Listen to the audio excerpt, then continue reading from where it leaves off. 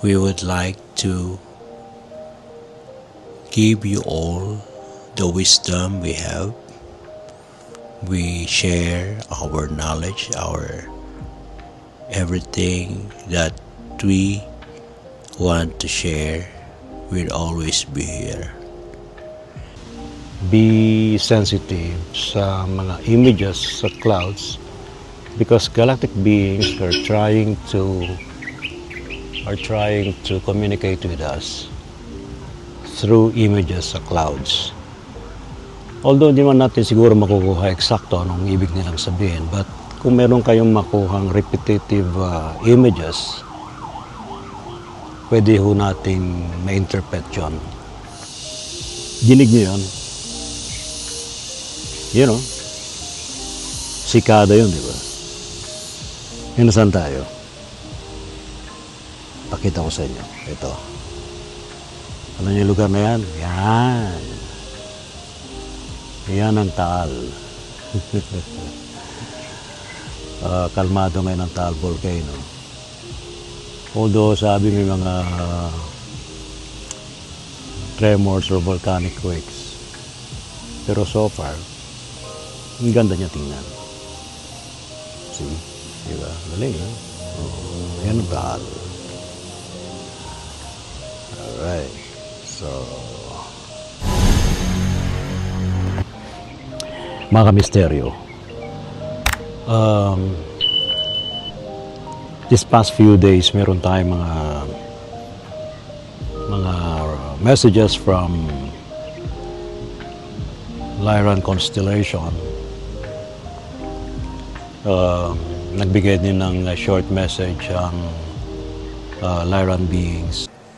We would like to give you all the wisdom we have. We share our knowledge, our everything that we want to share will always be here. It's a great pleasure and we are very happy that Ray is channeling our message right now. Salamat, Ray. Salamat sa mga taong nakikinig sa'yo. Salamat at marami na rin ang nagbabago ang kanilang kaisipan.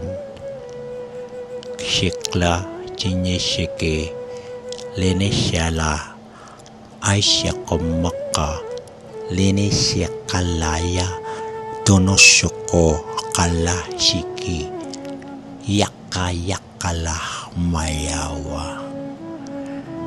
And it is also our duty to protect all of you from any energies that could destroy your faith.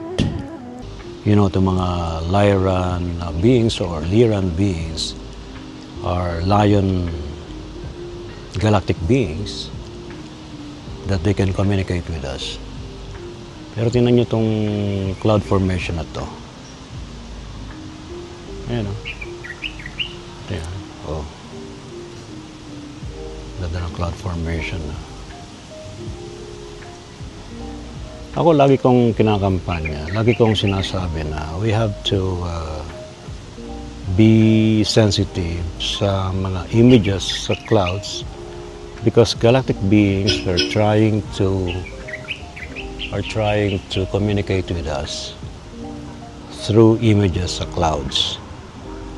Although di man natin siguro makukuha eksakto anong ibig nilang sabihin, but kung meron kayong makuhang repetitive images, pwede ho nating ma-interpret yun. Yung discernment ang kailangan dito eh. And of course, overlooking tayo sa Taal. This is Taal. Ito yung Taal. See? Yan ang Taal. Ayos, diba? Ganda ng cloud, oh. Cloud formations. Sana yung mahagip tayong UFO.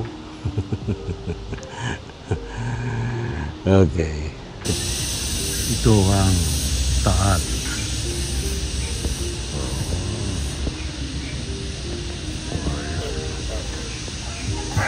Kumusta ka na, Taal?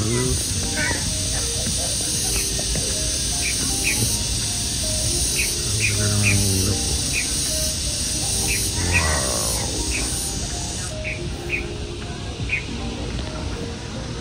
Nice one.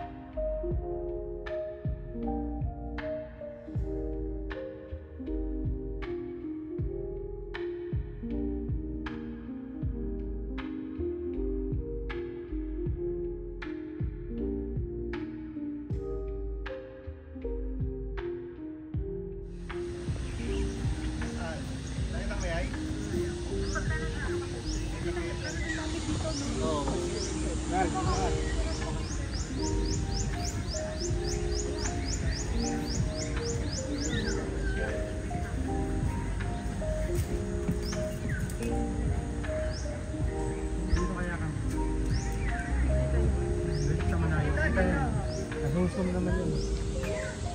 Kaman. Okay.